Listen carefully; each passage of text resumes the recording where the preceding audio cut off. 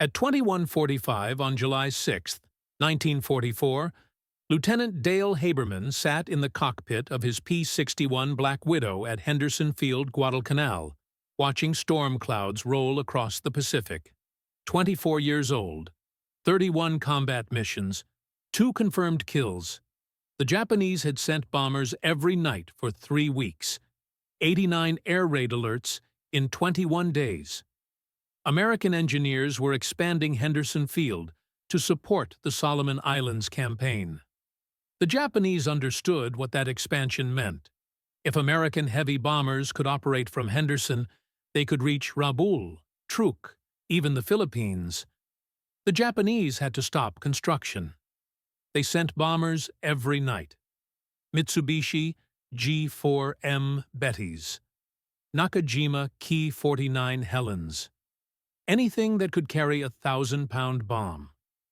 The 6th Night Fighter Squadron had arrived at Henderson on June 15th, 3 weeks earlier. Haberman's squadron was the only defense against those bombers. F-4U Corsairs and P-38 Lightnings couldn't intercept at night. No radar. No way to find targets in darkness. The night belonged to the Japanese. Until now. Haberman's P-61 was different from anything in the Pacific theater. The Northrop Black Widow was the first American aircraft designed specifically for night combat. 66-foot wingspan. Twin Pratt & Whitney R-2800 engines producing 2,000 horsepower each. Top speed 366 miles per hour. Maximum altitude 33,100 feet. But the real weapon wasn't the 420mm cannons mounted in the belly turret. It was the SCR-720 radar mounted in the nose. The radar could detect aircraft up to 5 miles away in complete darkness. The Japanese had no idea it existed. Their bombers flew at night because they believed darkness made them invisible. They were wrong. The radar operator sat behind Haberman in a separate compartment, watching a glowing screen that showed every aircraft within range. Lieutenant Raymond Mooney was Haberman's radar operator. He had been tracking targets for 8 months. He knew how to read the scope, how to vector Haberman toward contacts, how to separate friendly aircraft from enemy bombers. The problem was mathematics. Henderson Field covered 12 square miles. Japanese bombers approached from multiple directions. Rabaul to the northwest, Bougainville to the north, sometimes from the east, coming down from Truk. The sky was enormous. Even with radar, finding a single bomber required perfect coordination between pilot and radar operator. Most night fighter missions ended without contact. The aircraft returned to base, fuel exhausted, 0 kills. Frustrating, but unavoidable. Tonight was different. Intelligence reports indicated a major Japanese raid. Multiple bombers. Heavy bomb loads. The target was Henderson's fuel dumps. Destroying the fuel meant grounding every American aircraft on Guadalcanal. F-4U Corsairs couldn't fly without fuel. B-24 Liberators couldn't reach Rabaul. The entire Solomon Islands campaign would stall. The Japanese understood this. They sent their best bomber crews. Haberman had trained for this moment for 20 months. Night fighter training at Orlando Army Airfield in Florida. Radar intercept procedures. Night navigation. Gunnery practice in total darkness. The training was exhaustive because night fighting was the most dangerous form of aerial combat. No visual references. No horizon. Just instruments and radar returns, and the hope that the target you were tracking wasn't friendly. The 6th Night Fighter Squadron had flown its first combat mission in November 1943, operating from primitive airstrips in New Guinea. P-70 Havocs at first, then modified P-38 Lightnings with experimental radar. The P-61s arrived in April 1944. The Black Widow was everything the earlier night fighters weren't. Stable. forgiving, powerful. The radar actually worked. But radar couldn't solve Haberman's fundamental problem. The sky was three-dimensional. Bombers could approach from any direction, any altitude. One P-61 couldn't patrol the entire airspace around Henderson Field. Intelligence officers had briefed Haberman at 2100 hours. Japanese bombers would approach from the northwest. Rabaul was 240 miles northwest of Henderson. The bombers would fly at altitudes between 6,000 and 12,000 feet. Speed approximately 180 knots. Estimated time of arrival, 22:30 hours. Haberman would have 45 minutes to intercept the raiders before they reached Henderson. The briefing included photographs. Reconnaissance P-38s had photographed Rabaul 3 days earlier. The images showed dozens of bombers on the runway, G-4M Bettys primarily. Some Ki-49 Helens. Intelligence estimated at least 8 bombers would participate in tonight's raid. Maybe more. One P-61 against 8 bombers. The mathematics were brutal. Even if Haberman shot down 3 or 4, the remaining bombers would reach Henderson. American casualties would mount. The fuel dumps would burn. Haberman climbed into his P-61 at 21:30. Ground crew had fueled the aircraft to maximum capacity, 646 gallons. That provided approximately 3 hours of flight time at cruise power settings. 3 hours meant Haberman could patrol until 0100 hours. Enough time to intercept multiple targets if they appeared. The 4 20-millimeter cannons were loaded. 200 rounds per cannon. 800 rounds total. Each round weighed 11 ounces. 20-millimeter high explosive incendiary. The shells would punch through aluminum fuselage skin, detonate inside the target aircraft, and ignite fuel tanks. Japanese bombers had no self-sealing fuel tanks. One burst from Haberman's cannons would turn a Betty into a fireball. Mooney climbed into the radar operator's compartment at 21:35. His station was behind Haberman, facing aft. The SCR-720 radar display consisted of 2 scopes. One showed azimuth, left or right of the aircraft's nose. The other showed elevation, above or below. Mooney watched both scopes simultaneously. When a target appeared, he would guide Haberman using verbal instructions. Left 5 degrees, down 3 degrees. The system worked because Mooney was exceptional at his job. He had vectored Haberman to 17 successful intercepts. 2 had resulted in confirmed kills. The other 15 had been reconnaissance aircraft or transports, not worth the ammunition. Haberman started the twin R-2800 engines at 2140. The engines roared to life. Each engine drove a 4-bladed Curtiss electric propeller, 11 feet 6 inches in diameter. The propellers pulled the P-61 through the air at speeds up to 366 miles per hour. Fast for a night fighter. Not as fast as a P-51 Mustang or an F-6F Hellcat, but speed wasn't the priority. Stability mattered more. The P-61 had to fly smooth and level, while Haberman tracked targets on radar. Excessive vibration would make accurate gunnery impossible. Henderson's control tower cleared Haberman for takeoff at 21:45. The runway was 5,000 feet long. Crushed coral surface. Adequate for P-61 operations, but rough. The aircraft bounced and shook during the takeoff roll. Haberman held the control column steady. Airspeed increased.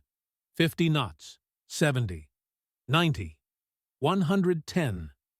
The P-61 lifted off at 120 knots. Haberman retracted the landing gear. The aircraft climbed at 1,000 feet per minute. Mooney activated the radar at 2,000 feet altitude. The SCR-720 required 30 seconds to warm up. The vacuum tubes inside the radar set needed time to reach operating temperature.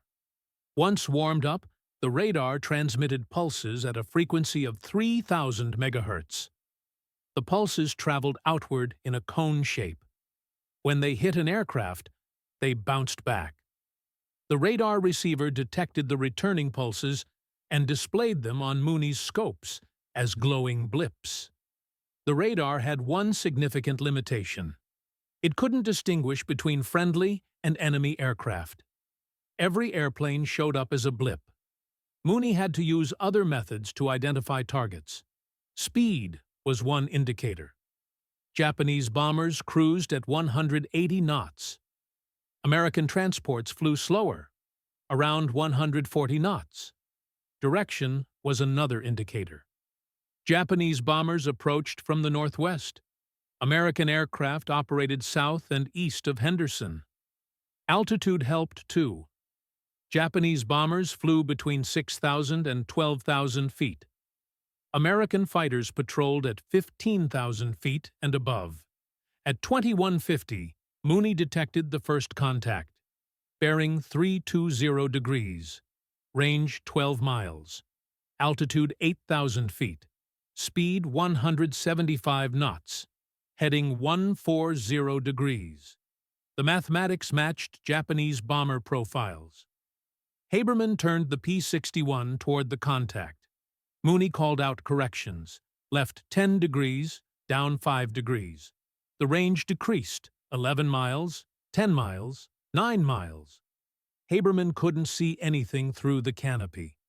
Total darkness. No moon tonight. Storm clouds covered the sky.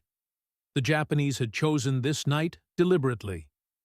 Cloud cover meant American anti-aircraft guns couldn't track targets visually.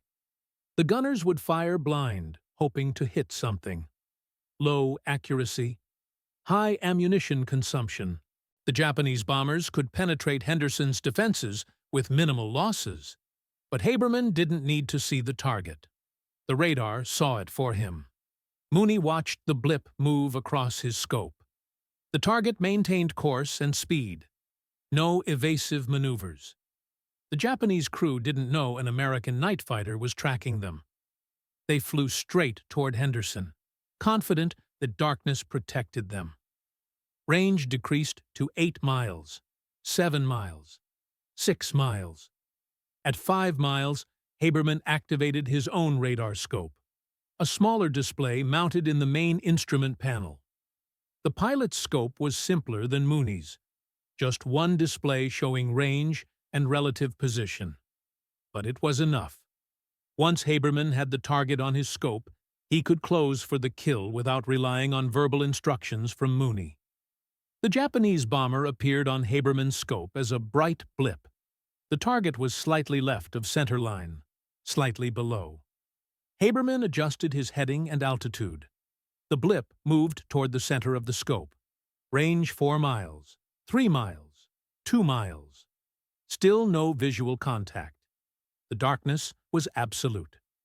Haberman relied entirely on the radar. At 1 mile range, Haberman finally saw it. A dark shape against slightly darker clouds. The bomber's exhaust flames were barely visible. Faint orange glows from the engine nacelles.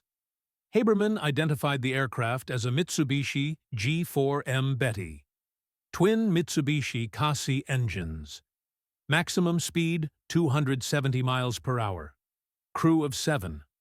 Bomb load 1,760 pounds. The Betty had one critical weakness: no self-sealing fuel tanks. The Japanese designers had prioritized range over survivability. The fuel tanks were simple aluminum containers. One 20mm shell would rupture the tank. Fuel would ignite instantly. Haberman closed to 800 yards. Still couldn't see details. Just a vague outline. He needed to get closer. Night fighter doctrine called for attacks from 400 yards or less. At that range, even average marksmen could hit the target. Beyond 400 yards, accuracy decreased dramatically. Ammunition would be wasted. The target might escape. Range decreased to 700 yards, 600 yards, 500 yards. At 400 yards, Haberman could see the Betty clearly. Dark fuselage, 2 engines, distinctive tail configuration. The bomber crew was flying straight and level. No indication they knew Haberman was behind them. Japanese bombers had no tail-warning radar, no rearward-looking radar scopes. The tail gunner relied on visual observation. In darkness, visual observation was worthless. The gunner couldn't see anything. Haberman positioned the P-61 slightly below the bomber, slightly behind. The 4 20mm Hispano M2 cannons were mounted in the lower fuselage, in a remote-controlled turret. The gunner sat in a separate compartment, operating the turret via hydraulic controls. But tonight, Haberman was flying without a gunner. The 6th Night Fighter Squadron had only 12 trained gunners for 16 aircraft. Haberman's regular gunner was sick. Malaria, common in the South Pacific. Half the squadron had malaria at any given time. Without a gunner, Haberman controlled the cannons himself. A fixed position, pointed straight ahead. Haberman had to aim the entire aircraft. He used the N6 gun sight mounted in his instrument panel. The gun sight projected an illuminated reticle onto a combining glass. Haberman adjusted his position until the bomber sat centered in the reticle. Range 350 yards.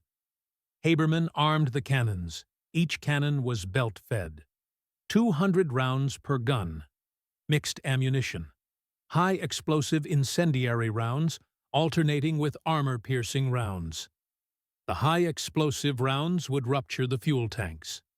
The armor-piercing rounds would penetrate the engines. 1 burst would be sufficient.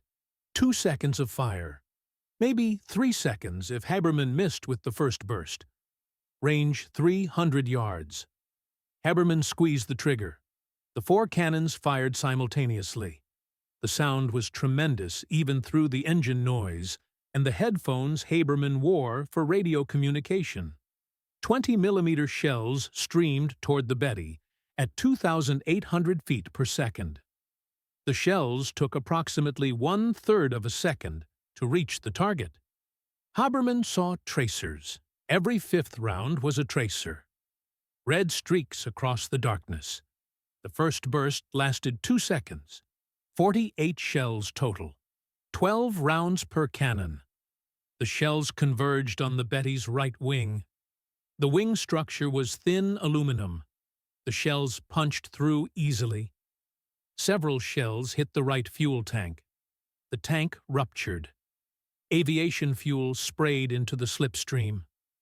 The high-explosive rounds detonated inside the wing. Fuel ignited instantly. Orange flames erupted from the wing root. The fire spread rapidly. Within 3 seconds, the entire right wing was burning. The Betty rolled to the right. The pilot tried to compensate. He applied left aileron. But the right wing was producing less lift than the left wing.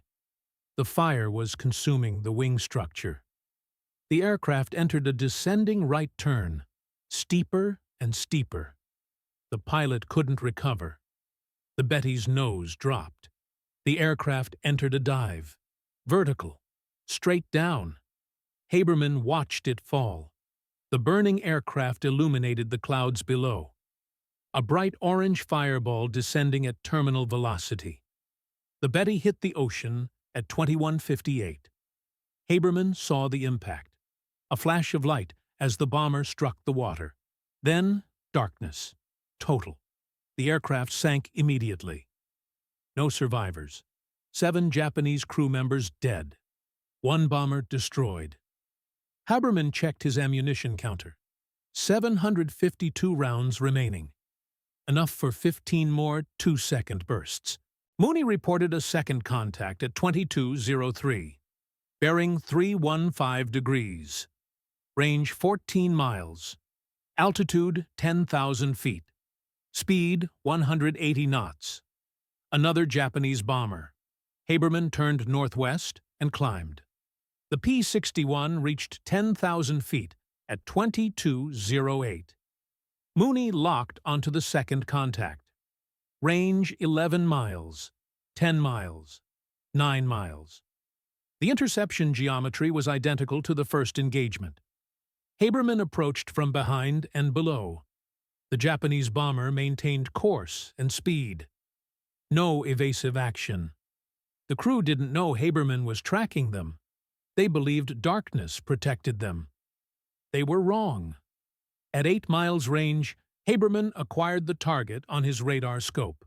The blip was steady. No deviation. The bomber crew was focused on navigation, reaching Henderson, dropping their bombs, surviving the anti-aircraft fire. They didn't consider the possibility of a night fighter intercept. American night fighters were rare. Most bomber crews had never encountered one. The few who had were dead. Range decreased to 5 miles, 4 miles, 3 miles. At 2 miles, Haberman spotted the bomber visually. Another Betty. Same profile as the first target. Twin engines, long fuselage, vulnerable fuel tanks. Haberman closed to 600 yards, 500 yards, 400 yards. At 350 yards, he fired. 2-second burst, 48 rounds. The shells hit the Betty's left engine. The engine cowling disintegrated. Fragments of aluminum flew off into the darkness. The engine caught fire immediately. Black smoke poured from the nacelle. The propeller stopped rotating. Windmilling in the slipstream. The fire spread to the left wing. Fuel tanks ruptured. The wing erupted in flames. The Betty rolled left and entered a spin. Uncontrollable. The pilot couldn't stop the rotation. The aircraft spun faster and faster. Centrifugal forces pinned the crew against the fuselage walls.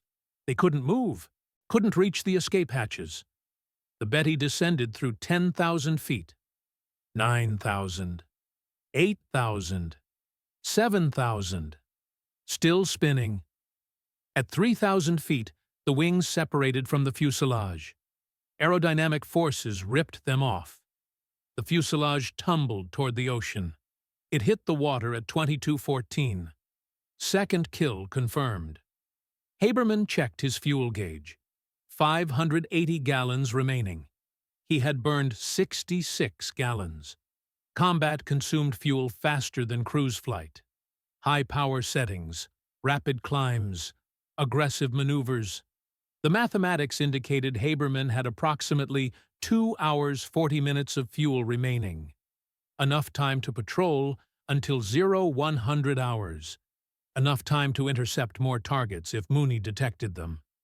At 22:18, Mooney detected a third contact, bearing 325 degrees, range 16 miles, altitude 6,000 feet, speed 190 knots, faster than the previous targets. Haberman turned toward the contact. The range decreased rapidly. 15 miles, 14 miles, 13 miles. The target was moving fast, closing on Henderson at 320 feet per second. If Haberman didn't intercept within 10 minutes, the bomber would reach the fuel dumps. Range decreased to 12 miles, 11 miles, 10 miles. At 9 miles, the target began taking evasive action. The bomber turned left, then right, changing course every 30 seconds. The pilot knew American night fighters were in the area. He had seen the first 2 bombers explode. Orange fireballs descending into the ocean, visible for miles. The pilot understood what those fireballs meant. Night fighters with radar. He began evading. Haberman adjusted his approach. The standard tail chase wouldn't work against an evading target. The bomber would turn away before Haberman could close to firing range. Haberman needed a different tactic. He climbed to 8,000 feet, 2,000 feet above the bomber. The altitude advantage gave him speed. He could dive on the target, use gravity to increase velocity, close the distance before the bomber pilot could react. Mooney tracked the target. The bomber continued its evasive maneuvers. Left turn, right turn. Climb 200 feet. Descend 300 feet. The pilot was skilled. He understood that predictable flight paths made his aircraft vulnerable. Random changes in heading and altitude made radar tracking difficult. But Mooney compensated. He predicted the bomber's movements, watched the pattern, anticipated the next turn. Range decreased to 6 miles, 5 miles, 4 miles. At 3 miles, Haberman identified the target visually. Not a Betty. This was a Nakajima Ki-49 Helen. Faster than the Betty. Better defensive armament. The Helen had 5 7.7mm machine guns. One in the nose, one in the dorsal turret, one in the ventral position, two in beam positions. The tail gunner had a clear field of fire covering the entire rear hemisphere. Haberman adjusted his attack approach. Instead of closing from directly behind, he came from below and to the left. The bomber's blind spot. Most Japanese bombers had poor ventral coverage. The belly was vulnerable. Haberman exploited that weakness. He descended to 5,000 feet, 1,000 feet below the Helen. He accelerated to 320 miles per hour. The P-61 closed rapidly. Range decreased to 2 miles, 1.5 miles, 1 mile. At 800 yards, the Helen's pilot made a sharp turn to the right. A defensive maneuver. The pilot had spotted something. Maybe the P-61's exhaust flames. Maybe just intuition. He turned hard right. Haberman followed. The P-61's twin-boom configuration provided excellent stability. The aircraft turned smoothly. No excessive roll. No loss of altitude. Haberman kept the bomber centered on his radar scope. Range decreased to 600 yards. 500 yards. At 400 yards, the Helen's tail gunner opened fire. Tracers streamed past Haberman's canopy. 7.7mm rounds. Not particularly effective against the P-61's armored windscreen and engine nacelles, but dangerous if they hit the right place. The hydraulic lines, the fuel tanks, the control cables. One lucky hit could cripple the P-61. Haberman ignored the tracers. He focused on the gun sight. The Helen was maneuvering aggressively now. The pilot threw the bomber into a steep left turn. Haberman followed. The P-61 turned inside the Helen. Tighter turning radius. The Black Widow was more maneuverable than it looked. Haberman closed to 350 yards. The Helen filled his gun sight. He squeezed the trigger. 3-second burst.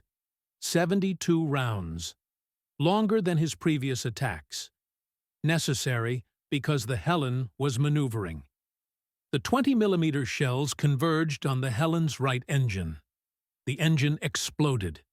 Pieces of the cowling flew off. The propeller separated from the engine shaft. It spun away into darkness. The right wing caught fire. Fuel tanks ruptured. Flames spread across the wing surface. The Helen rolled inverted and entered a spin. The pilot couldn't recover. The aircraft descended through 6,000 feet. 5,000. 4,000. At 3,000 feet, the aircraft broke apart. The fuselage separated from the wings. Both sections fell independently. The fuselage hit the water first, then the wings. The impacts occurred at 22:29. Third kill confirmed. Haberman checked his ammunition counter. 636 rounds remaining. He had expended 164 rounds, 3 bursts, average of 55 rounds per burst. The mathematics indicated Haberman had enough ammunition for 11 more attacks, maybe 12 if he was conservative. But ammunition wasn't the limiting factor. Fuel was. The fuel gauge showed 490 gallons remaining. Haberman had burned 156 gallons. Combat operations consumed fuel at approximately 75 gallons per hour. That rate would give Haberman approximately 6.5 hours of flight time from full tanks. But Haberman had been airborne for 44 minutes. His fuel would last approximately another 2 hours. Enough time to patrol until midnight. Maybe 100 hours if he reduced power settings. Mooney detected a fourth contact at 22:33, bearing 330 degrees, range 18 miles, altitude 12,000 feet, speed 170 knots. Haberman turned northwest and climbed. The P-61 reached 12,000 feet at 22:39. 6 minutes. The climb consumed additional fuel. The R-2800 engines burned fuel faster at high-power settings. Every minute of climbing cost Haberman 3 minutes of patrol time. Range decreased to 15 miles, 14 miles, 13 miles. The target maintained course and speed. No evasive maneuvers. The bomber crew hadn't seen the previous kills. They were too far north when the engagement occurred.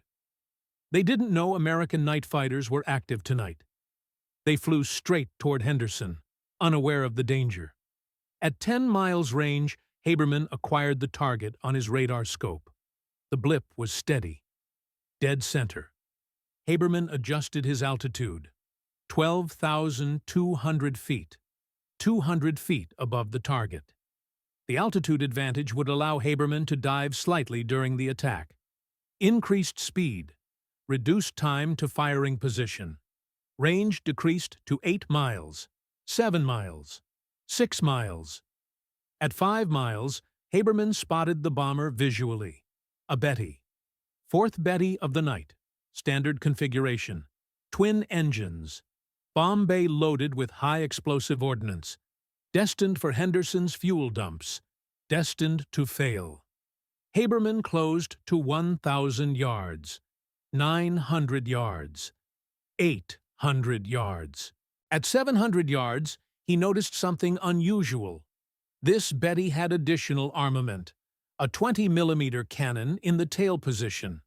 Upgraded from the standard 7.7mm machine gun. The 20mm cannon was a serious threat.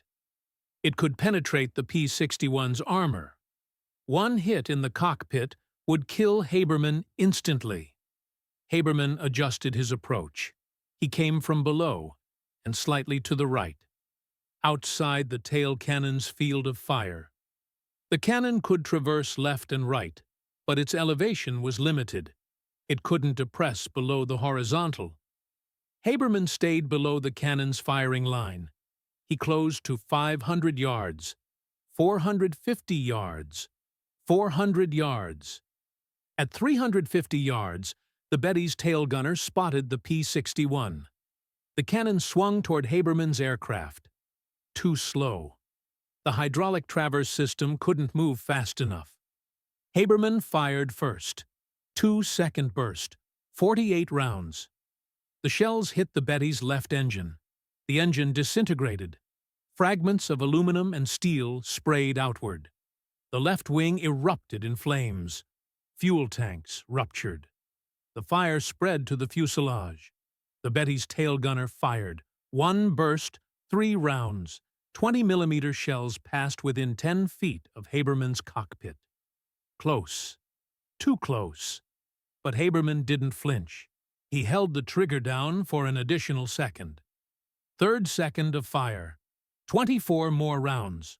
Total of 72 rounds on target. The Betty's right engine caught fire. Both wings were burning now. The aircraft rolled left and entered a steep dive. Haberman pulled away. He didn't want to be near the Betty when it exploded. Sometimes bombers exploded in midair. The bomb load detonated. Fragments traveled for hundreds of yards in all directions. Staying close was suicidal. Haberman climbed to 13,000 feet and watched the Betty fall. The burning aircraft descended through 12,000 feet, 11,000, 10,000, 9,000. At 8,000 feet, the bomber exploded. A massive orange fireball. The bomb load had detonated. The explosion was visible for 30 miles. Every aircraft in the area saw it. Every Japanese bomber crew saw it. They understood what it meant. American night fighters were hunting them. The Betty's wreckage hit the ocean at 22:46. Fourth kill confirmed. Haberman had been airborne for 61 minutes. He had destroyed 4 Japanese bombers. 4 kills in 1 hour. No other American night fighter pilot had achieved that total in a single mission. The previous record was 2 kills. Haberman had doubled it. Mooney scanned his radar scope for additional contacts. Nothing. The remaining Japanese bombers had turned back. Whether they detected Haberman's attacks or simply lost their nerve was irrelevant. The raid was over. Henderson Field was safe. The fuel dumps were intact. American aircraft would continue operating tomorrow. The Solomon Islands campaign would continue. But Haberman's mission wasn't over. His orders were to patrol until 0100 hours, another 74 minutes. He had fuel for approximately 90 minutes, enough to complete the mission. Maybe intercept additional targets if they appeared. Haberman turned south and descended to 8,000 feet. Patrol altitude. He reduced power to cruise settings. 2,000 RPM. 30 inches of manifold pressure. The fuel consumption decreased to 60 gallons per hour. At 22:55, Mooney detected a 5th contact. Bearing 090 degrees. Range 22 miles. Altitude 14,000 feet. Speed 250 knots. Fast. Too fast for a bomber. This was a fighter. Haberman turned east and climbed. The P-61 reached 14,000 feet at 23:02. Mooney tracked the contact.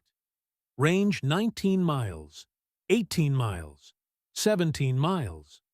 The target was closing rapidly. Speed 260 knots. 300 mph. Definitely a fighter. Haberman checked his ammunition counter. 564 rounds remaining. Enough for 9 more attacks. His fuel gauge showed 410 gallons. Approximately 5.5 hours of flight time at cruise settings. But combat would consume fuel faster.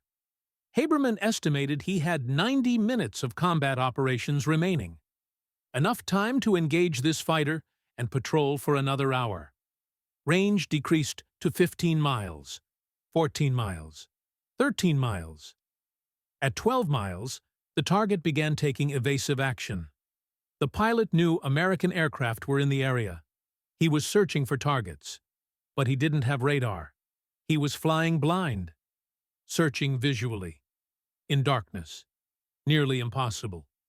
The only way to spot an aircraft at night was to see its exhaust flames. Faint orange glows from the engine nacelles, visible only at close range. Less than 1,000 yards. Haberman had a critical advantage. The radar saw everything within 5 miles. Day or night. Cloud cover or clear skies. The radar didn't care. It detected aircraft regardless of visibility conditions. The Japanese fighter pilot was searching blindly. Haberman knew exactly where the fighter was. Range, bearing, altitude, everything. Range decreased to 10 miles, 9 miles, 8 miles. At 7 miles, Haberman identified the target as a Nakajima Ki-84 Hayate.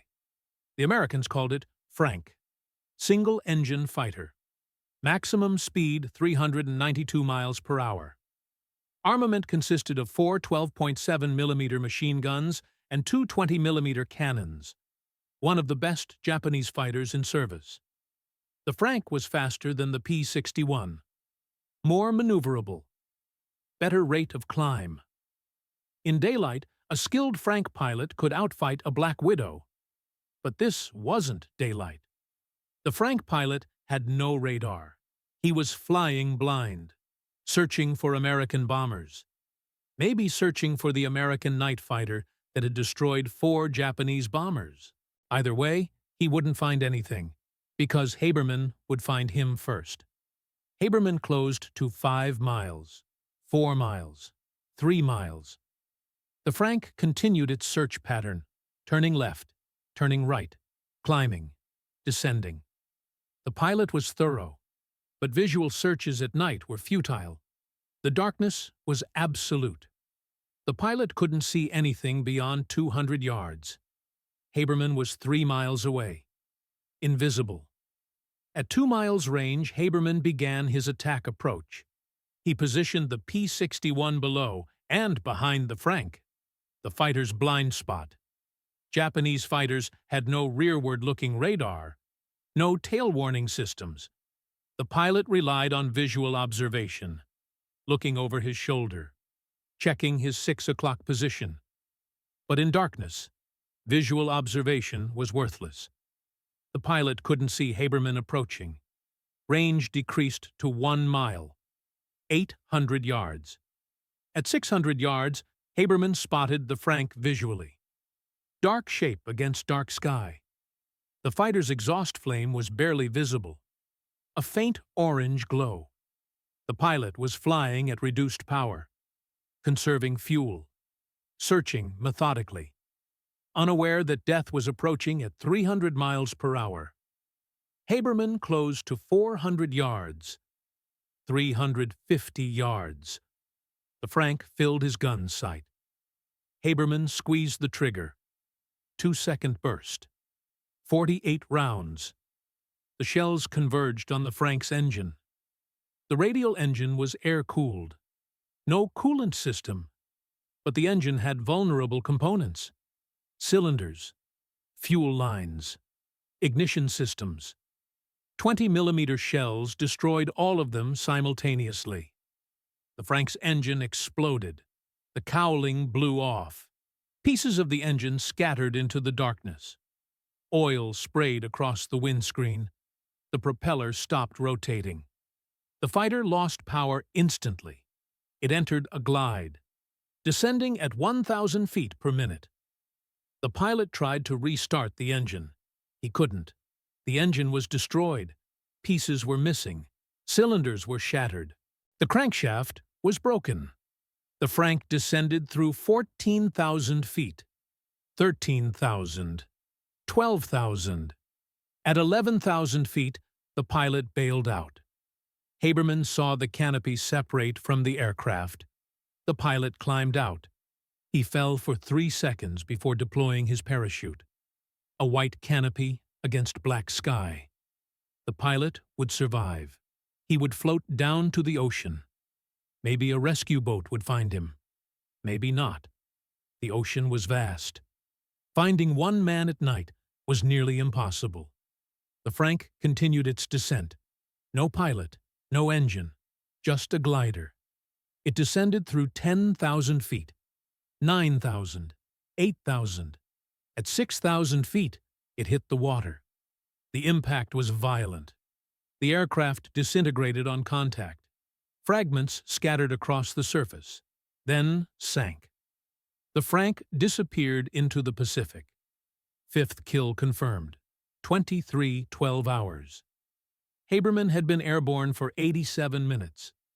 If this story moved you the way it moved us, do me a favor. Hit that like button. Every single like tells YouTube to show this story to more people. Hit subscribe and turn on notifications. We're rescuing forgotten stories from dusty archives every single day. Stories about pilots who saved lives with radar. Real people. Real heroism. Drop a comment right now and tell us where you're watching from. Are you watching from the United States, United Kingdom, Canada, Australia? Our community stretches across the entire world. You're not just a viewer. You're part of keeping these memories alive. Mooney scanned his radar scope for additional contacts. Nothing within 20 miles. The Japanese raid was over. 5 aircraft destroyed, 4 bombers, 1 fighter, 0 American casualties. Henderson Field's fuel dumps were intact. Construction crews continued working through the night. The airfield expansion remained on schedule. Mission accomplished. But Haberman's fuel situation was becoming critical. The gauge showed 340 gallons remaining. He had burned 306 gallons. Combat operations consumed fuel at alarming rates. High power settings, aggressive maneuvers, rapid climbs. The mathematics indicated Haberman had approximately 4 hours of flight time remaining at cruise power. But that calculation assumed no additional combat. Any further engagements would reduce his fuel reserves. Haberman checked his watch. 23:15 hours.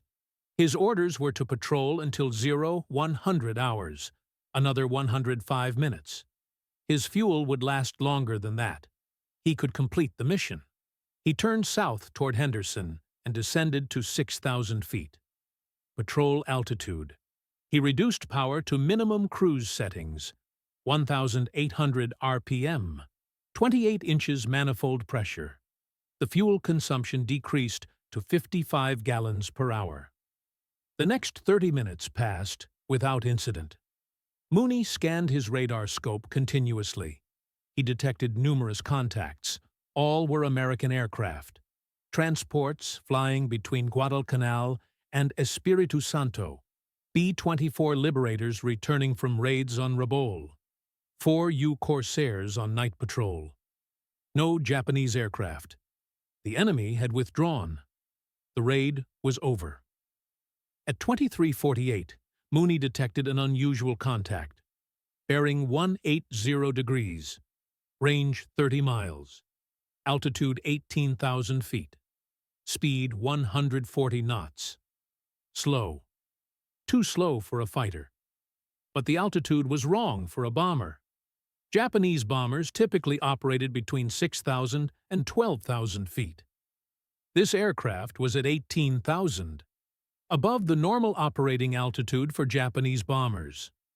Haberman turned south and climbed. The P-61 reached 18,000 feet at 23:56. 8 minutes. The climb consumed additional fuel. Haberman checked the gauge. 290 gallons remaining. Enough for approximately 5 hours at cruise power. But combat would consume fuel faster. If Haberman engaged this target, his fuel reserves would drop below safe levels. Mooney tracked the contact. Range 25 miles, 23 miles, 20 miles. The target maintained course and speed. No evasive maneuvers. Haberman closed to 15 miles, 14 miles, 13 miles. At 12 miles, the target began descending. Slowly, 500 feet per minute. The aircraft descended through 17,000 feet, 16,000, 15,000. At 10 miles range, Haberman acquired the target on his radar scope. The blip was weak, smaller than previous targets. This wasn't a bomber. Too small. Maybe a reconnaissance aircraft. Japanese reconnaissance planes were single-engine types. Mitsubishi Ki-46 Dyna. Nakajima C-6N Mert. Both were small aircraft. Fast. Lightly armed. Their mission was observation, not combat.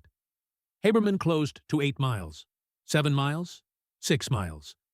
At 5 miles, he spotted the aircraft visually. Not a reconnaissance plane. This was a float plane. A single-engine observation aircraft with large floats mounted under the fuselage.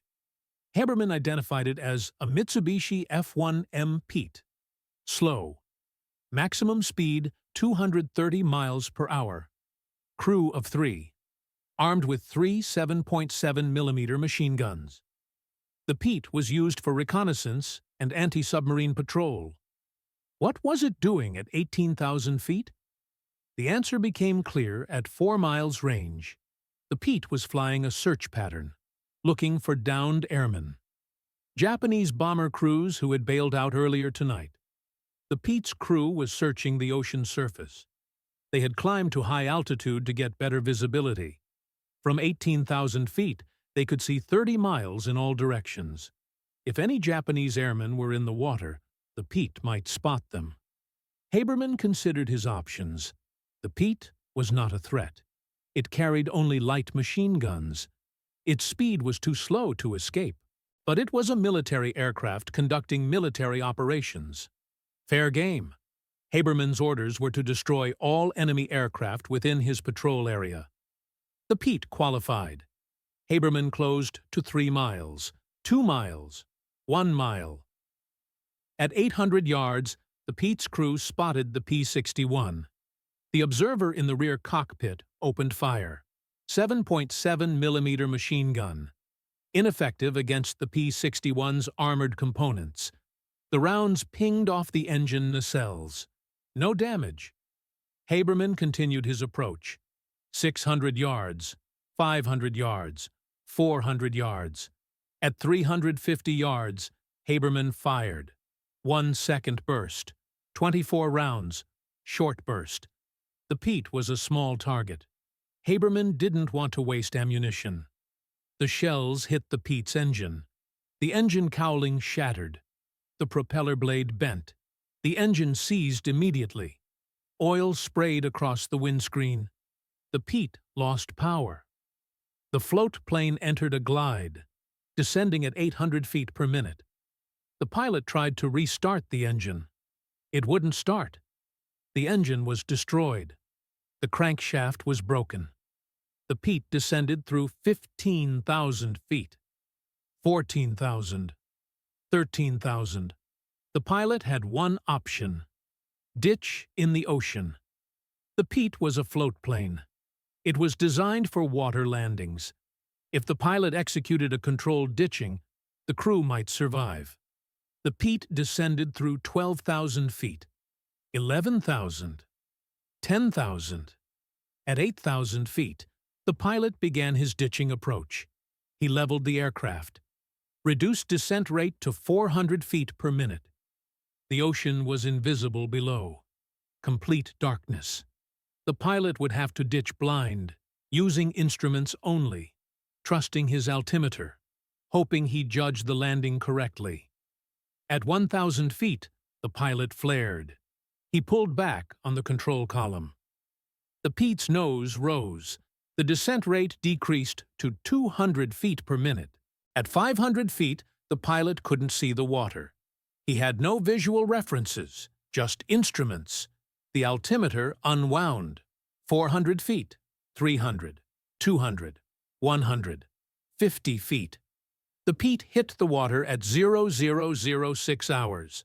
6th kill confirmed. The ditching was successful. The Pete remained afloat. The floats prevented the aircraft from sinking immediately.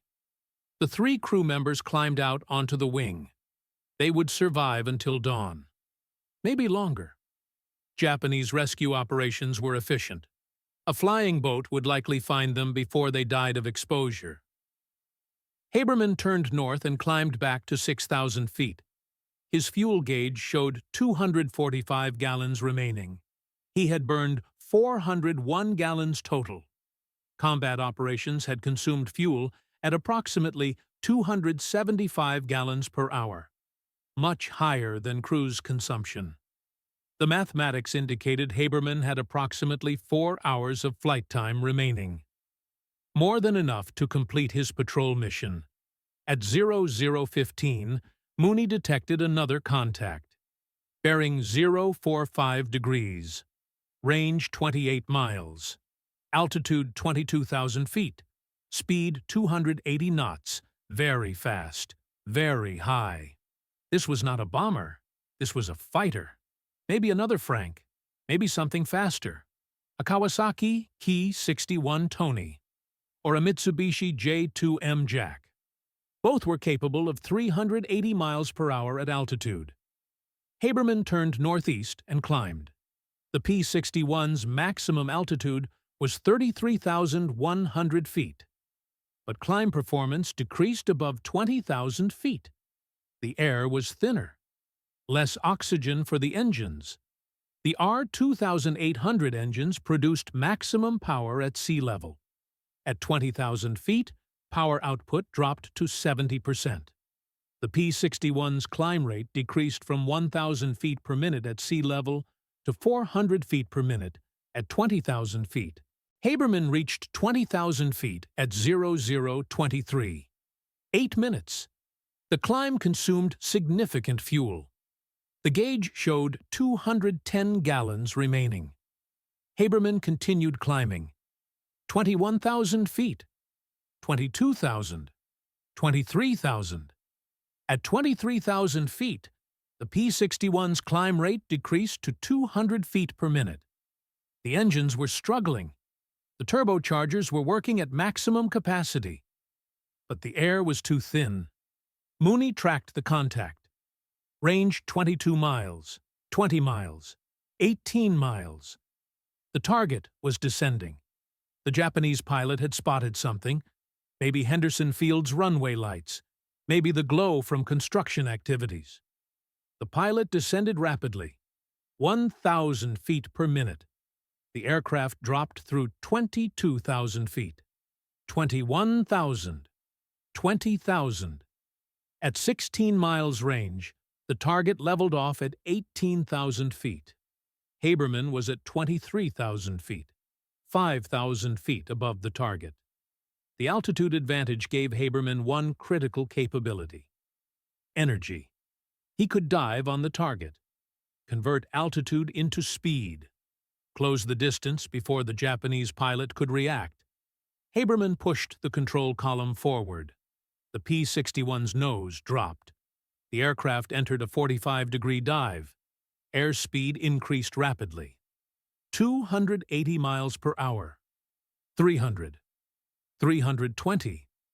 340. The P-61 reached 360 miles per hour in the dive. Terminal velocity for a controlled descent. Faster speeds would stress the airframe. Risk structural failure. Range decreased rapidly. 14 miles, 12 miles, 10 miles. At 8 miles, Haberman pulled out of the dive. He leveled off at 18,500 feet, 500 feet above the target. The target was dead ahead. Range 6 miles. Haberman acquired the aircraft on his radar scope. The blip was strong. Large return. This wasn't a single-engine fighter. This was a twin-engine aircraft. At 4 miles range, Haberman identified the target as a Nakajima J-1N Gecko. The Americans called it Irving, twin-engine night fighter, Japan's answer to the P-61. The Irving had 3 20mm cannons, 1 in the nose, 2 in an oblique upward-firing installation. The oblique cannons fired at a 45-degree angle upward, designed for attacking bombers from below. Deadly against B-29 superfortresses. Ineffective against other fighters.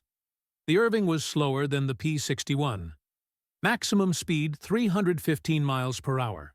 Less maneuverable. Worse climb rate. But it had one advantage. It carried radar. Japanese airborne radar. Type 3, Model 1 Mark IV. Inferior to American radar. Shorter range. Less accurate. But functional. The Irving's crew could detect aircraft within 2 miles. They might spot Haberman before he closed to firing range. Haberman approached carefully. He stayed slightly below the Irving, slightly behind. Outside the oblique cannon's field of fire. The oblique cannons could only engage targets above the Irving. Haberman was below, safe from the oblique installation, but vulnerable to the nose cannon if the Irving turned toward him. Range decreased to 2 miles. 1.5 miles. 1 mile. At 800 yards, the Irving began taking evasive action. The crew had detected something on their radar. Maybe the P-61. Maybe just a false return. Japanese radar produced numerous false contacts. Ground clutter. Weather returns. The equipment was unreliable. But the Irving's pilot wasn't taking chances. He turned hard left. Haberman followed. The P-61 turned inside the Irving. Tighter radius. Better roll rate. Haberman kept the Irving centered on his radar scope. Range decreased to 600 yards, 500 yards. At 400 yards, the Irving's tail gunner opened fire. 20-millimeter cannon. Tracers streamed past Haberman's canopy. The gunner was firing blind. No visual contact. Just shooting at where he thought the P-61 might be. Most rounds missed, but one round hit the P-61's left engine nacelle. The shell punched through the aluminum skin. Detonated inside. Fragments damaged the oil cooler. Oil began leaking. Haberman ignored the damage. He focused on the gun sight. The Irving filled the reticle. Range 350 yards. Haberman squeezed the trigger. 2-second burst. 48 rounds. The shells converged on the Irving's right engine. The engine exploded. The cowling blew off. The propeller separated. It tumbled away into darkness. The right wing caught fire. Flames spread across the wing surface. The Irving rolled right and entered a spin. The pilot tried to recover. He applied full left aileron, full left rudder. The aircraft wouldn't respond. The spin tightened. Rotation rate increased. The Irving descended through 18,000 feet. 17,000. 16,000. At 15,000 feet, the pilot and his crew bailed out. 3 parachutes deployed. White canopies against black sky. The Irving continued its spin. It hit the ocean at 0034. 7th kill confirmed. Haberman checked his left engine. The oil temperature gauge was climbing. 180 degrees Celsius. 190. 200. The engine was overheating. The damaged oil cooler couldn't dissipate heat effectively. If the temperature continued rising, the engine would seize. Haberman would lose half his power. Flying on one engine was possible, but combat operations would be impossible. He would have to return to Henderson immediately. Haberman reduced power on the left engine. 1,000 RPM. 15 inches manifold pressure. Minimum power. The temperature stabilized at 210 degrees. High but manageable. The right engine continued operating normally. Full power available. The P-61 could fly on one engine if necessary, but performance would suffer. Climb rate would decrease. Maximum speed would drop to 250 miles per hour. Combat effectiveness would be compromised. Mooney scanned his radar scope. No additional contacts. The sky was empty. Japanese aircraft had withdrawn. The raid was over. 7 enemy aircraft destroyed. 4 bombers. 2 fighters. 1 float plane. 0 American casualties. Henderson Field remained operational. The fuel dumps were intact. The airfield expansion continued. Mission accomplished. Haberman checked his watch. 0040. He had been airborne for 155 minutes. His orders were to patrol until 0100 hours. 20 more minutes. His fuel gauge showed 170 gallons remaining. Enough for approximately 3 hours at cruise power. More than sufficient. Haberman turned south toward Henderson. He descended to 4,000 feet. Patrol altitude. He reduced power on both engines. 1,600 RPM. 25 inches manifold pressure. The left engine's temperature stabilized at 200 degrees. The next 15 minutes passed without incident. No radar contacts, no visual contacts. The ocean below was dark, featureless. Haberman flew in silence. The engines hummed steadily. The radar scope glowed green. Empty.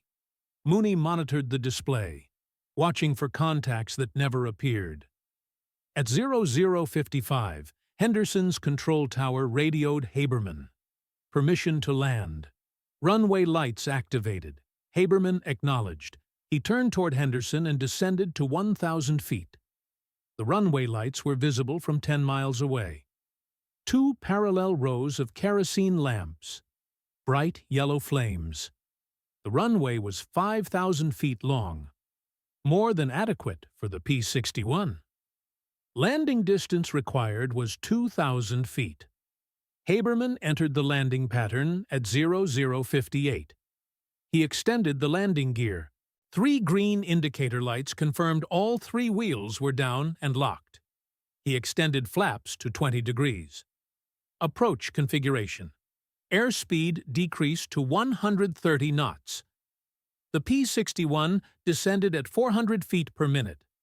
Stable approach. No corrections needed. At 0101, the main wheels touched the crushed coral runway. The impact was smooth. The nose wheel touched down 3 seconds later. Haberman applied brakes. The P-61 decelerated rapidly. 100 knots, 80, 60, 40. The aircraft slowed to taxi speed. Haberman turned off the runway onto the taxiway. Ground crew directed him to the parking area. The engines shut down at 0103. Total flight time, 178 minutes. Haberman climbed out of the cockpit. His flight suit was soaked with sweat. The cockpit temperature had reached 110 degrees Fahrenheit during combat. No air conditioning. No ventilation except through the canopy vents. Haberman's hands were shaking, not from fear, from exhaustion. 7 intercepts, 7 kills. All in less than 3 hours. Mooney climbed out of the radar operator's compartment. He had tracked 7 targets successfully. Vectored Haberman to each intercept.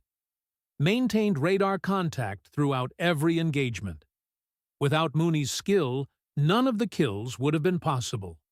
Night fighting required perfect coordination between pilot and radar operator. One person couldn't do both jobs. Teamwork was essential. Ground crew inspected the P-61. They found the damage to the left engine nacelle. The oil cooler was punctured. Oil had leaked during the flight. Approximately 15 gallons lost. Not critical. The engine had continued operating, but the cooler needed replacement. The aircraft would be grounded until repairs were completed. Estimated downtime, 12 hours. Intelligence officers arrived at 0115. They wanted details, aircraft types, engagement times, locations, altitudes. Haberman provided the information from memory. 4 Mitsubishi G4M Betty bombers. 1 Nakajima Kai-49 Helen bomber. 1 Nakajima Ki-84 Frank fighter. 1 Mitsubishi F-1M Pete floatplane. 1 Nakajima J-1N Irving night fighter. All destroyed between 2158 and 0034. Total engagement time, 156 minutes. The intelligence officers confirmed the kills through multiple sources. Coast watchers had reported seeing aircraft crash into the ocean. Ground radar had tracked some of the intercepts. Wreckage would be examined at first light, but preliminary assessment indicated all 7 kills were confirmed. Haberman had achieved something unprecedented. 7 confirmed kills in one mission. No American pilot, day or night fighter, had matched that total in the Pacific theater. The previous record was 4 kills, set by Major Richard Bong flying a P-38 Lightning over New Guinea. Bong was America's top ace. 40 confirmed kills. But he had never shot down more than 4 aircraft in one mission. Haberman had beaten Bong's single mission record. And Haberman had done it at night, with radar. Against targets he couldn't see until he was within 400 yards. The 6th Night Fighter Squadron's commanding officer arrived at 0130, Major Herbert Smith. He congratulated Haberman personally. 7 kills represented 39% of the squadron's total score. The 6th had achieved 18 kills since arriving in the Pacific. Haberman had added 7 in one night. His total was now 9 kills, making him the squadron's top ace, making him one of the top night fighter pilots in the entire U.S. Army Air Forces. But Haberman didn't care about records. He cared about results. 7 Japanese aircraft destroyed, meant 7 fewer aircraft to threaten American forces, 7 fewer bombers to attack Henderson Field, 7 fewer fighters to intercept American bombers over Rabaul. Numbers mattered because each number represented American lives saved. Engineers who could continue working, pilots who could take off safely, soldiers who wouldn't die from Japanese bombs. The P-61's ground crew began refueling the aircraft at 01:45. 646 gallons of aviation fuel, 166 gallons of oil, 800 rounds of 20mm ammunition. The aircraft would be ready for another mission by 0800 hours, assuming the oil cooler repairs were completed on schedule. Haberman walked to the squadron debriefing room. Mooney accompanied him. The debriefing lasted 90 minutes. Intelligence officers asked hundreds of questions. What altitude were the targets flying? What heading? What speed? How long did each engagement last? How many rounds were expended per kill? Were there any malfunctions? Any problems with the radar? Any problems with the guns? Haberman answered every question. His memory was precise. Times, altitudes, distances. He remembered everything. Every detail of every engagement, the Betty that rolled right and dove vertically, the Helen with the tail gunner who opened fire at 400 yards, the Frank pilot who bailed out at 11,000 feet, the Pete that ditched successfully, the Irving that spun into the ocean. Every kill was documented, every detail recorded. The intelligence officers were particularly interested in the Irving encounter. Japanese night fighters were rare. Most intelligence assessments indicated Japan had fewer than 50 Irving aircraft operational. Encountering one over Guadalcanal was unusual. The Irving was typically deployed in Japan's home islands, defending against B-29 raids. What was it doing in the Solomon Islands? The answer suggested Japanese strategy was changing. If Japan was deploying night fighters to forward areas, it indicated they recognized the threat American night fighters posed. The P-61 had proven effective. Too effective. Japan needed to counter it. The Irving was their solution. But the Irving's performance tonight proved it was inadequate. The Irving couldn't match the P-61's radar capability, couldn't match its firepower, couldn't survive an engagement with a skilled American crew. Haberman left the debriefing room at 03:15. He walked to his tent. 6 other pilots shared the tent. All were asleep. Haberman removed his flight suit. He lay down on his cot. He closed his eyes. Sleep came instantly. Exhaustion overwhelmed him. He had been awake for 22 hours, flown for nearly 3 hours, engaged 7 targets, killed 7 aircraft. His body demanded rest, but rest was brief. At 0600 hours, an orderly woke Haberman. Another mission. Japanese reconnaissance aircraft had been spotted approaching from the north. Single-engine types, fast, high altitude. The squadron commander wanted Haberman airborne. His P-61 was repaired. Oil cooler replaced. Aircraft refueled and rearmed, ready for combat. Haberman dressed quickly. He walked to the flight line. Mooney was already in the radar operator's compartment, running pre-flight checks. The radar was functioning normally. All systems operational. Haberman climbed into the cockpit. He started the engines. Twin R-2800 power plants roared to life. The propellers began rotating, 11-foot 6-inch blades cutting through the humid morning air. Henderson's control tower cleared Haberman for takeoff at 0615. The runway stretched ahead. 5,000 feet of crushed coral. Haberman advanced the throttles. The P-61 accelerated. Airspeed increased. 50 knots. 70. 90. 110. The aircraft lifted off at 120 knots. Haberman retracted the landing gear. The P-61 climbed at 1,000 feet per minute. At 0623, Mooney detected a contact. Bearing 010 degrees, range 25 miles, altitude 28,000 feet, speed 300 knots. Very fast, very high. This was a reconnaissance aircraft, probably a Mitsubishi Ki-46 Dyna. Maximum speed 391 miles per hour.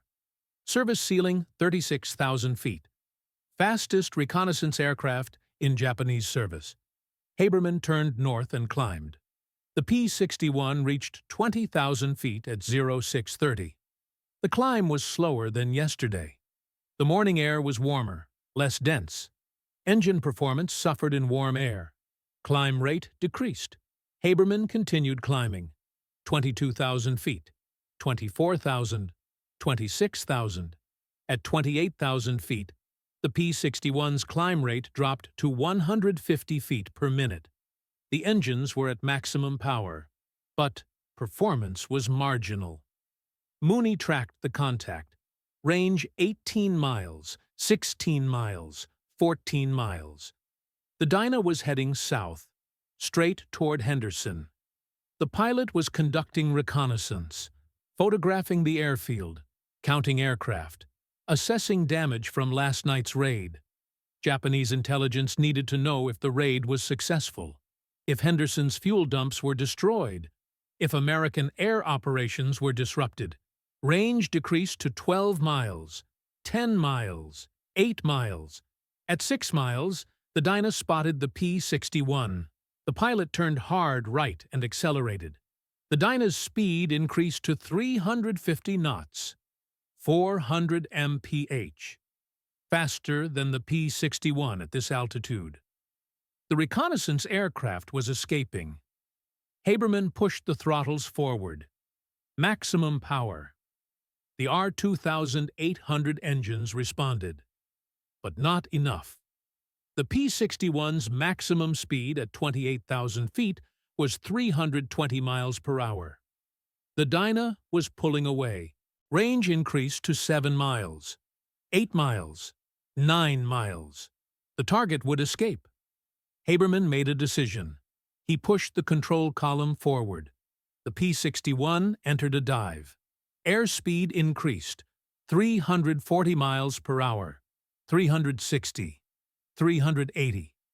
The dive converted altitude into speed.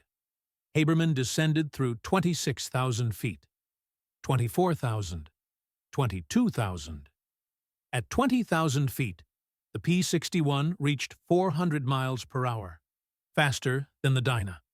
Range decreased, 8 miles, 7 miles, 6 miles.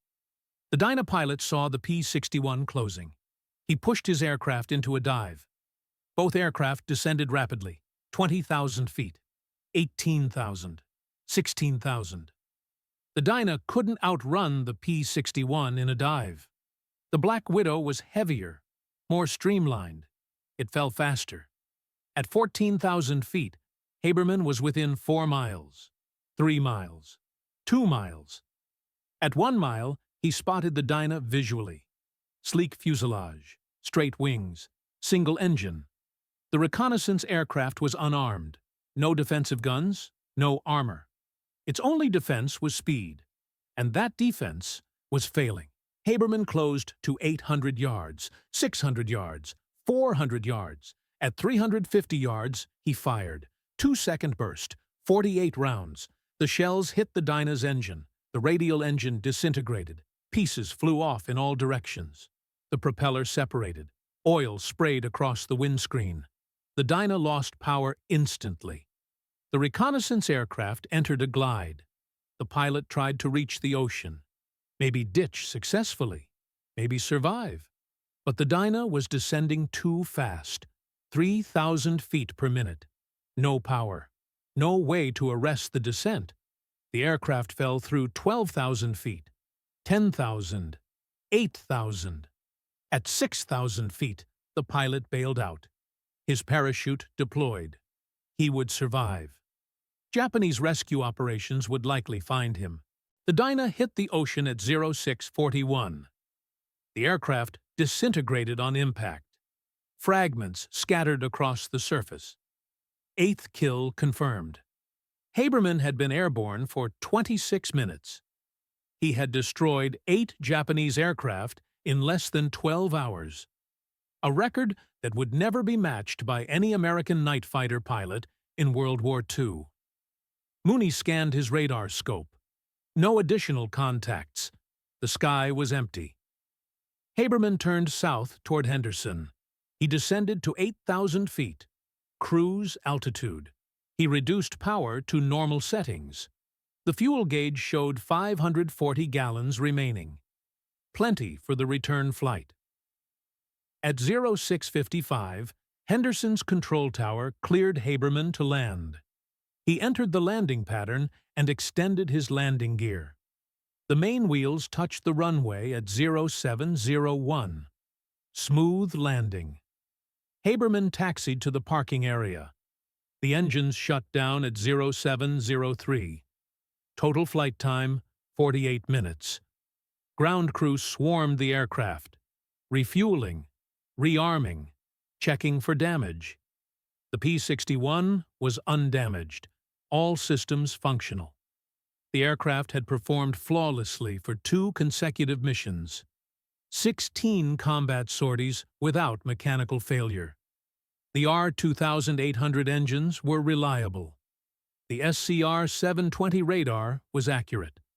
The 20mm cannons worked perfectly. The P-61 was proving to be everything Northrop had promised. Intelligence officers debriefed Haberman at 0715. They confirmed the Dyna kill. Coast watchers had seen the aircraft crash. The pilot's parachute had been spotted. Japanese rescue boats were searching the area. The Dyna's mission was reconnaissance. The pilot had been photographing Henderson Field. The camera equipment would be lost. Japanese intelligence would receive no photographs, no damage assessment, no tactical information. Haberman's 8 kills made him the top-scoring P-61 pilot in the Pacific Theater. The next highest scorer had 4 kills. Haberman had doubled that total, in less than 12 hours. His achievement would be documented in official records, published in military newspapers, used for training purposes. New night fighter pilots would study Haberman's tactics, learn his techniques, understand how to maximize the P-61's capabilities. But Haberman's war wasn't over. The 6th Night Fighter Squadron continued operating from Henderson Field through August 1944. The squadron flew nightly patrols, intercepted Japanese bombers, protected American forces. Haberman flew additional missions. He added 2 more kills, bringing his total to 10 confirmed victories, making him an ace twice over.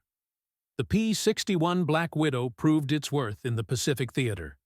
700 aircraft were built, deployed to every combat zone: Europe, Pacific, China, Burma, India, Mediterranean. The aircraft dominated night combat from 1944 through 1945. P-61 squadrons achieved a kill ratio of 20-1. 20 Japanese aircraft destroyed for every P-61 lost. Unprecedented effectiveness. After the war, the P-61 was redesignated F-61, continued service until 1954. Then retired, replaced by jet-powered night fighters, F-89 Scorpions, F-94 Starfires, faster aircraft with better radar. But the P-61 had pioneered night fighter tactics, proven that radar-equipped aircraft could dominate darkness, changed aerial warfare forever. Haberman survived the war. He returned to the United States in December 1945, left military service, became a civilian, worked as an aeronautical engineer, designed radar systems for commercial aircraft, never sought publicity, never wrote memoirs. The only records of his achievement exist in military archives, unit histories, intelligence reports, official documentation. The 6th Night Fighter Squadron achieved 43 confirmed kills during World War II. Haberman's 10 kills represented 23% of the squadron's total. His 8 kills in 12 hours on July 6th and 7th, 1944, remained unmatched. No other American night fighter pilot achieved that total in any time period. Day or night, Pacific or European theater. Henderson Field continued operating through the end of the war. The airfield expansion that Haberman defended was completed in August 1944. Heavy bombers began operating from Henderson in September. B-24 Liberators, B-25s. The aircraft struck Japanese positions throughout the Solomon Islands, Rabaul, Bougainville, New Georgia. The bombing campaign degraded Japanese capabilities, destroyed aircraft, sank ships, killed thousands of Japanese soldiers. Military historians estimate that Japanese bombs hitting Henderson's fuel dumps would have delayed airfield completion by 3 weeks. 3 weeks meant the bombing campaign would have started late. Japanese forces would have had more time to prepare defenses. American casualties would have increased. The war might have lasted longer. Haberman's defense of Henderson Field on July 6, 1944, prevented that delay. 8 Japanese aircraft destroyed. 0 American casualties. Mission accomplished. The P-61 that Haberman flew still exists. Sort of. The aircraft was scrapped in 1946. Typical fate for wartime aircraft. The military had thousands of surplus planes, no budget to maintain them, no hangar space to store them. Most were cut up for scrap metal. Aluminum was valuable.